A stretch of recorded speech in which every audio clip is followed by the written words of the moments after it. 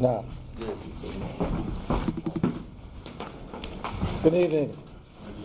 My name is Brad, and I am an alcoholic. That's not what I thought I'd be saying when I was growing up as a kid, but the fact of the matter is alcohol played a big part in my life, and as a result of a lot of bad things, some good things in my life have happened. As Jason mentioned, I come to the morning meetings here. I work out of the house and then travel for my job, so I have the opportunity when I'm in town to come up for the morning meetings, and there's a lot of good people that I've met at the morning meetings here. As you can tell by my accent, I'm not from here. I'm from Michigan. I grew up, spent most of my life there, sobered up there, and moved here in December. I will say, since I've been here since December, that the people at the meetings and around this towns here have been very, very nice and have welcomed me, and I appreciate that. A lot of people here, Jason. Not so many people in the morning. What I'm supposed to say is what it was like, what happened, and what it's like now. I'll tell you a little bit about what it was like and what happened, but I don't like to dwell on that. We've all got our stories. Some are uglier than others. But what I really like to concentrate on is my life once I got to AA and managed to stick around for a little while. But I will give you some of the lowlights that wound me up here. Alcohol for me was a solution initially. It made me feel good. It took away some of my shyness. It allowed me to be who I thought I wanted to be. I could communicate with my peers. I could tolerate people I didn't like. And it worked for a little while. Then it started to become a problem. I started to drink in excess, and I started to get in trouble. Trouble with the law, trouble with my parents, trouble with school. Then it became a habit. One that even though I knew I shouldn't be drinking the quantity or to the excess that I had, I did. It ended as an addiction. A mental obsession that convinced me that a drink would be a good idea, followed by a physical compulsion that in most cases caused me to continue to drink till I ran out, got kicked out, or passed out. They told me when I got here that that was not normal, but that's what I knew. They told me when I first came here through the doors of AA in 1983, I was on the verge of flunking out of college, and the counselor and my parents thought it would be a good idea if I went to a treatment center, and the option seemed like a pretty good one at the time. I could escape from the doom of failing my classes and maybe get a new start. So I went to a treatment center. I got educated on alcoholism. There were a lot of people there that really needed all that education. I wasn't one of them. I left the treatment center. I got a job for the summer in construction. I was drunk 2 weeks later. At that time, I hitchhiked down to Charlotte, my first venture into North Carolina. I had some high school friends that I knew would take me in, so I left town with a backpack and a couple $100 in my pocket and continued on my merry way. Eventually got a job down here in the Charlotte area. My using continued. My alcoholism got worse. I'd missed work. I'd black out. Eventually I got hurt on the job. I ended up in the hospital, went through surgeries, finally got released, and I got experience with painkillers. And as an alcoholic, anything that makes me feel good, if one is good, two is better, and there is never enough. I went through those prescriptions, in record time, and unfortunately with the narcotic type painkillers, they don't just keep renewing that. They knew that I had been abusing them, and they cut me off. When they cut me off, I became depressed, I was drunk, and I really didn't want to live. And I tried to take my own life. I ended up in the hospital. I got out of the hospital, and I had some people in my life that said, really what's wrong with you is you're an alcoholic. You need to get back to the meetings. I went to the meetings in Charlotte. I walked back through the doors. My head was hung low. I was willing to admit complete defeat. Alcohol had taken me to the bottom, where I didn't want to live. I didn't care for anyone or anything or anybody. The people in Charlotte at the meetings took me in. I got sober. I got a sponsor. I went to meetings. Life got good. I got another job. I was able to save up some money and go back to college. I finished college. What a miracle. That was 1985. I stayed sober for 4 years in Detroit, hitting meetings occasionally. I'd stop by when I had time. Then I got married. Then I had a job. Then I had kids. I didn't have time for meetings. Eventually, I got drunk. Brad the alcoholic drank again. Why? Well, what did I do? I stopped going to meetings, didn't call my sponsor, stopped getting on my knees and asking for help, and I got exactly what I'd gotten before. I thought that the thought of a drink was a good idea at the time, but this time I'd be careful. I knew what had happened last time, that I'd ended up in the hospital, and I didn't want to go back there again. So I was careful. Well, as we all know, if you're a real alcoholic, there is no being careful. It's not the 6th drink that gets you drunk or the 12th. It's the first.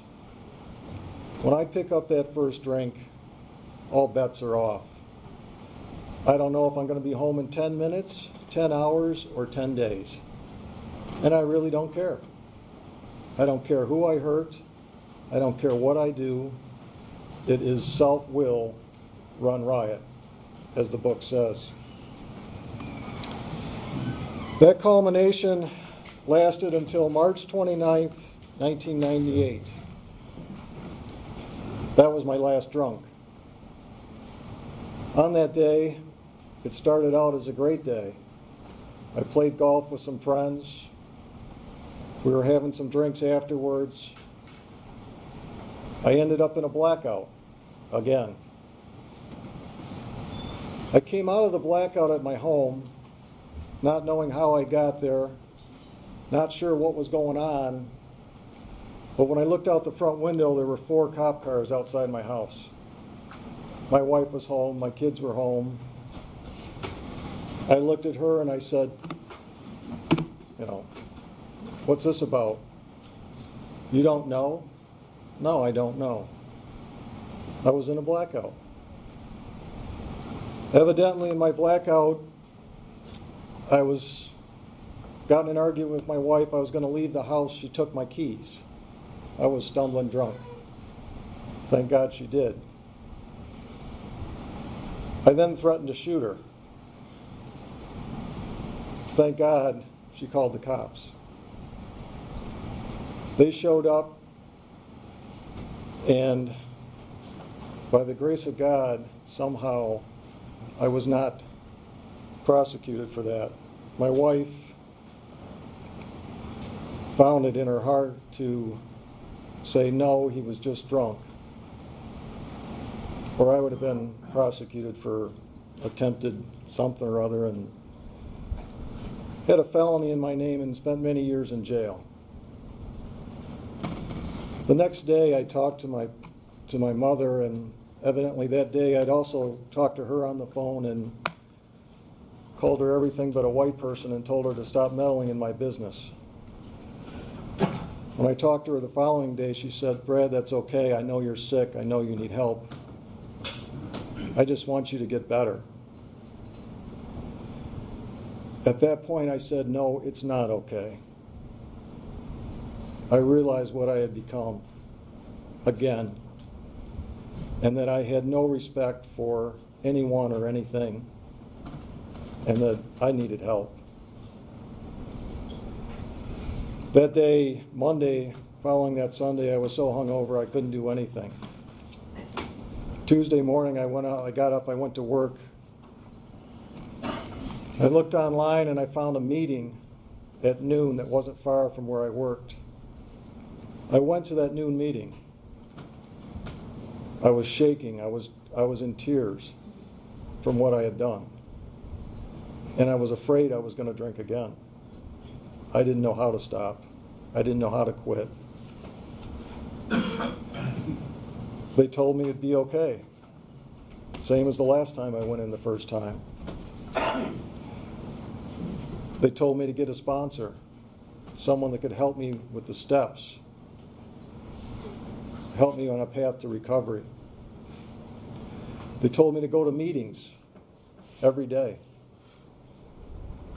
so that I could start to begin a new way of life without picking up a drink. And I did it. I did it because I was scared to death. I did it because I was sick and tired of being sick and tired. It had stopped working, and it was killing me. And it was threatening to kill the people that I cared the most about. So that's what happened. What it's like now. None of the stuff that I'm saying here regarding the 12 steps of AA is original. I've heard it from going to meetings over the last 15 years. And I get it from the people that are in for the first day, or the people that have 30 days, or the people that have 30 years. Like Jason said, there are certain people that I can connect with, and when they speak, I pay attention. Because I'm an alcoholic. I'm one drink away from my next drunk. Whether I like it or not, I'm never cured. If I choose to pick up, and that person is still part of me, I'll get right back what I used to have. So I've got to guard against that. I've got to stay in touch with AA. I've got to try and follow the steps to the best of my ability. And I've got to reach out. I've got to be truthful, something I was incapable of. It's sometimes the truth is not pretty, but it's up to me to tell you what's going on up here.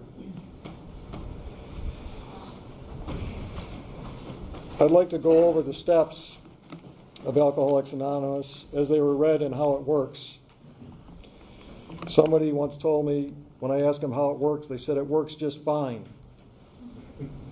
Read the book, follow the directions. Yeah, but I'm not good at reading and I don't like following directions. Do it anyways. Okay.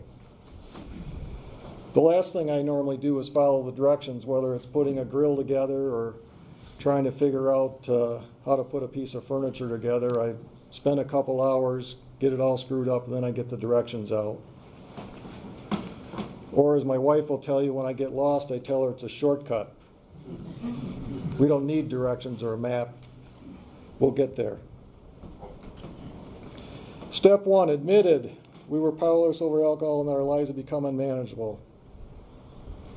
I had quit thousands of times. Swore I was never going to drink again. Swore I was never going to drink that much again. Swore I'd only drink beer. Never happened. The last time in, I surrendered. I admitted complete defeat. Left to my own devices, I knew I would get drunk again. I then became teachable.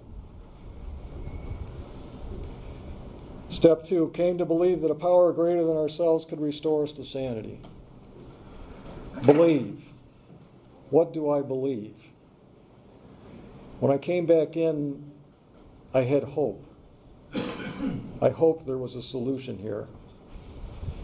And as I started to hang around and come around, I began to believe because I saw it was working for other people that had the same affliction as me.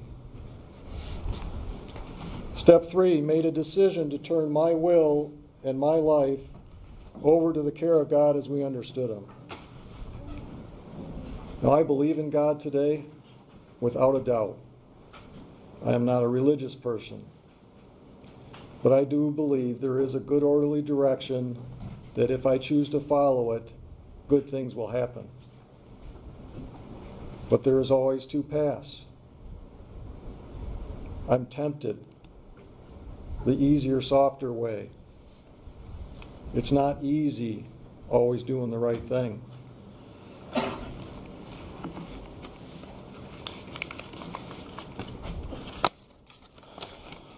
It was told to me that the will in that step were my thoughts, and the life in that step was my actions. Before I do something, I have to think about it, mull it over, and then decide to do it, and then that's my actions.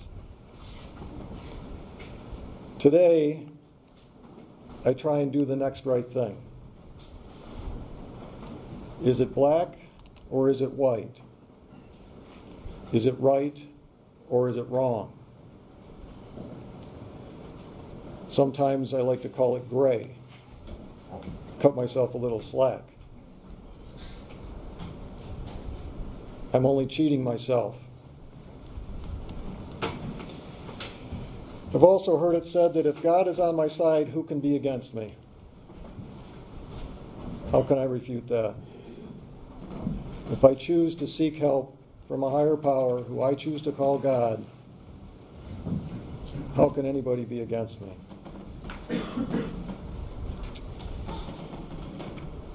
Next, we must launch out in a course of vigorous action.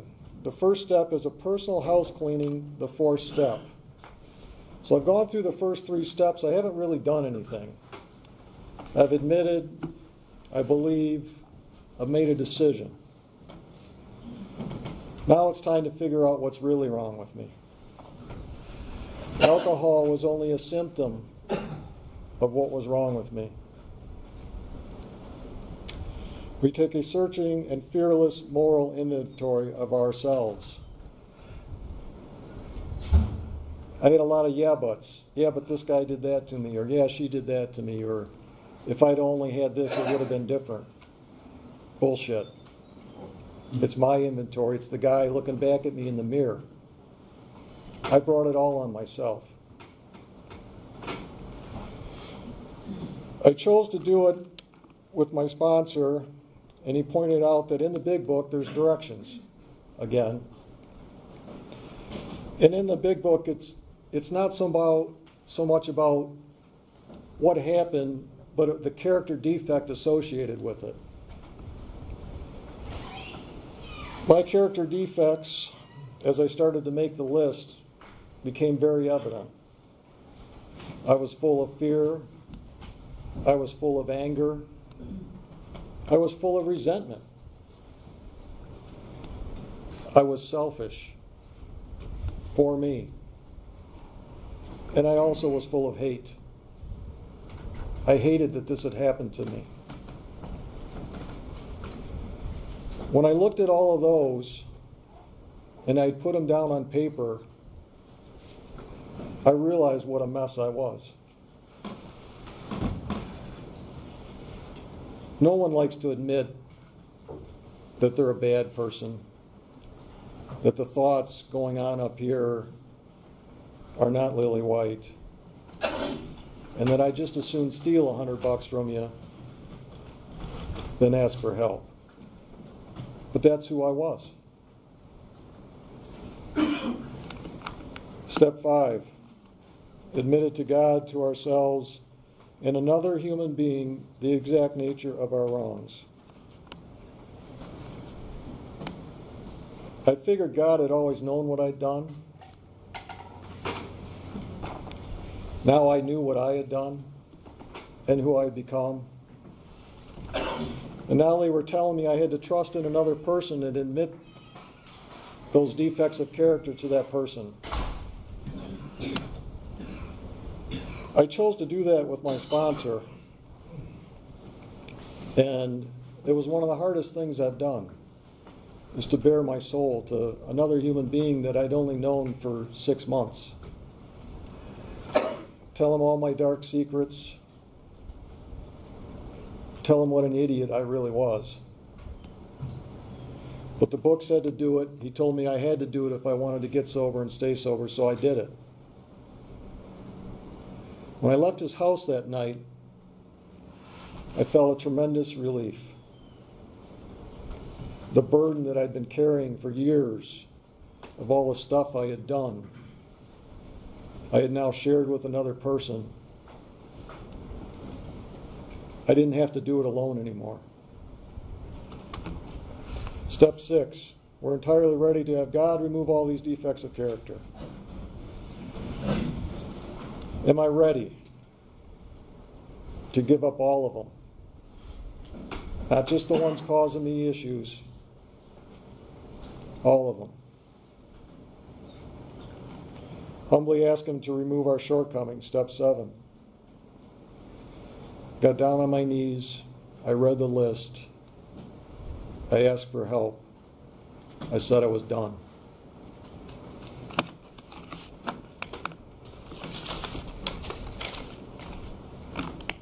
After that list was made, there was quite a few people on it that I had hurt. Step 8, made a list of all persons we had harmed and became willing to make amends to them all. Sorry coming from my mouth meant nothing. I had said I was sorry to the people I loved and cared so many times, it meant nothing. They said, show me, and rightfully so. I showed them by staying sober, going to meetings, trying to do the next right thing.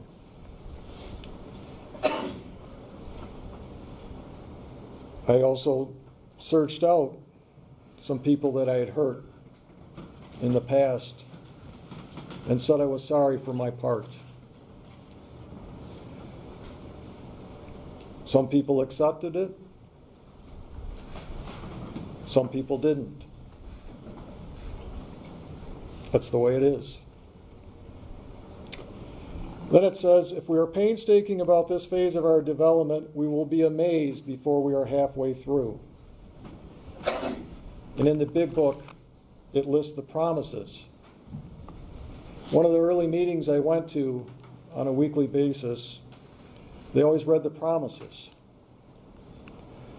When I first heard the promises, I liked them, but I thought they were a pipe dream. It might be able to come true for you, but that'll never happen for me. I'd like to read the promises. We are going to know a new freedom and a new happiness. We will not regret the past nor wish to shut the door on it. We will comprehend the word serenity and we will know peace. That's what I'd been looking for. The peace of mind that I could lay my head down on the pillow at night and close my eyes and go to sleep.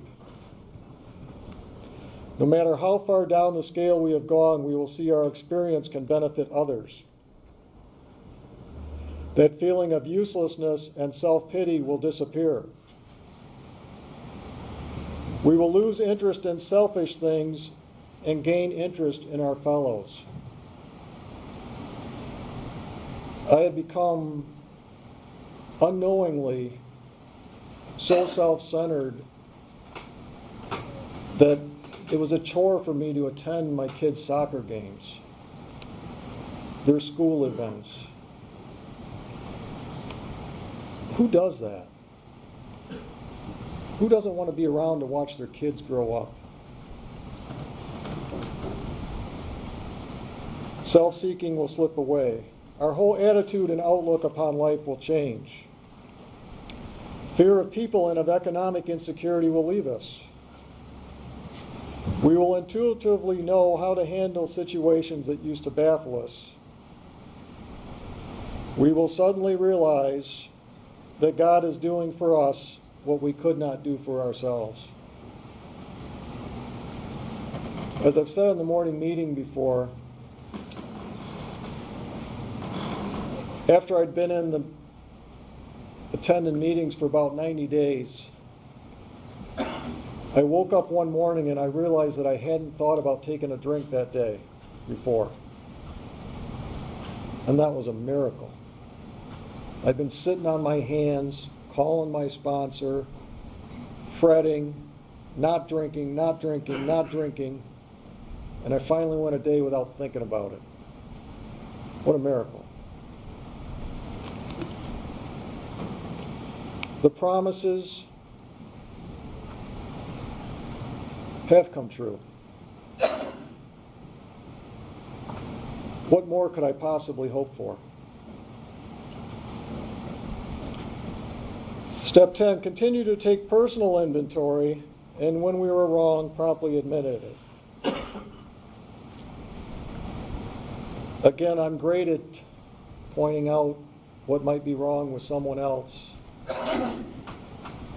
or making an excuse for my bad behavior. But really what I have to do is make sure that I'm on the right path. No excuses. Did I make the right decision? If I didn't, do I owe an apology? Continue to watch for selfishness, dishonesty, resentment, and fear. Those are the things that will get me drunk again. If I start to tell the lies, if I start to become resentful of other people, places, or things, and then that leads to fear. I'll get right back to the point where I was when I came in, where the only solution I knew was to get drunk. Today I know that I have other options.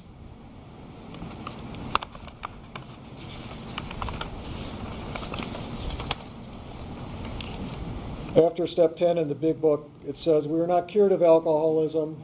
What we really have is a daily reprieve based on a maintenance of a spiritual condition. One day at a time, if I ask for help, I can stay sober. I have to do the right thing.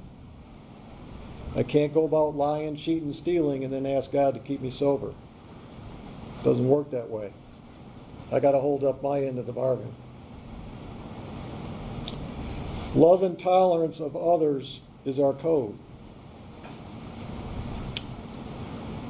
We've talked about love in the morning meeting before. What is love? And I remember Ruth saying, God is love. I thought, wow, that's right. He's all about love. Love thy neighbor, love thyself. Love is about being unselfish, thinking of others first. Again, not my nature.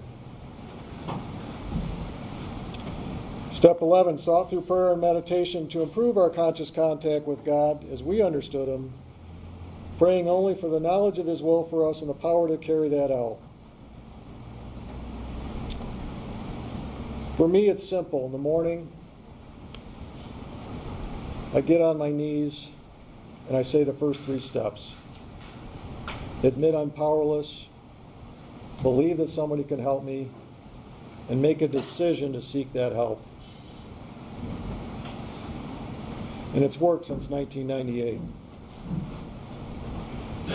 Step 12, having had a spiritual awakening as the result of these steps, we tried to carry this message to alcoholics and practice these principles in all our affairs. It says, if I work the steps, I will have that awakening. And that it's my obligation to carry this message to other alcoholics. Just like when I came to that meeting, crying, beaten, hurt, there were people there. I have to continue to carry the message if I want to stay sober. I'm not going to graduate. I'm never going to be cured. But I can live life sober. Our primary purpose is to stay sober and help another alcoholic to achieve sobriety.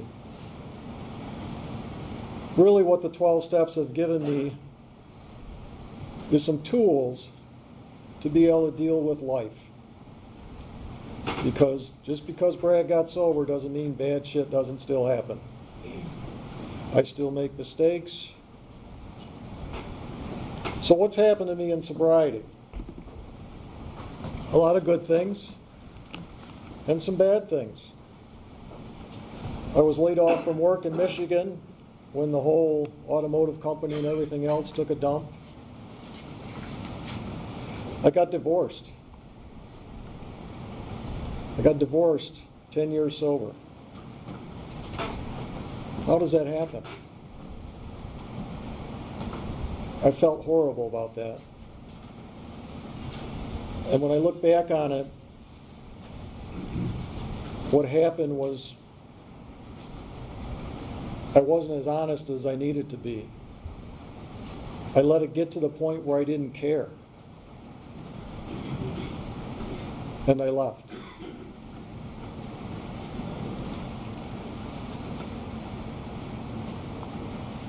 After the divorce, with the real estate market the way it was, we lost the house.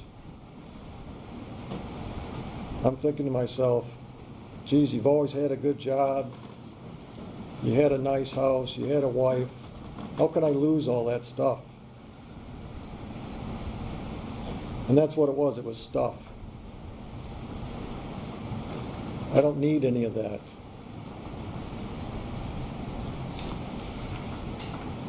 What are some of the good things? I got a new job.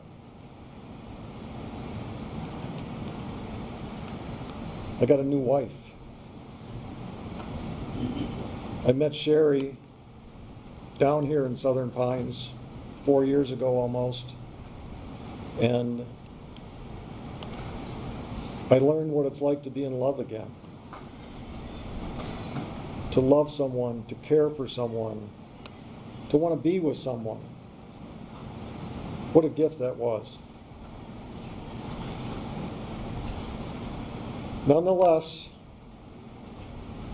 I must always remember that first and foremost, I am an alcoholic. Staying sober has to be my number one priority. And I am responsible for keeping it that priority. The good time ferry that I was on, that was the party, has long since been gone.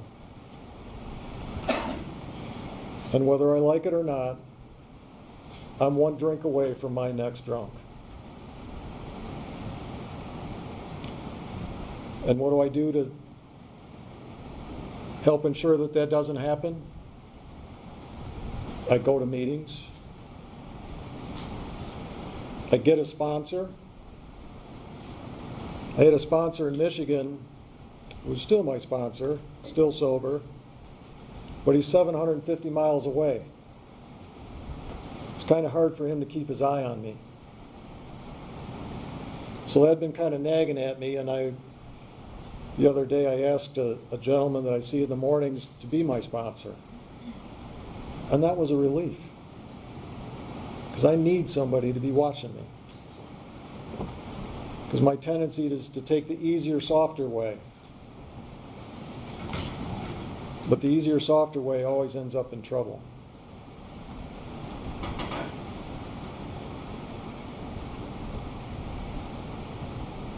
I'm grateful to be here tonight. Thank you, Jason, for asking me to speak. And that's all I got.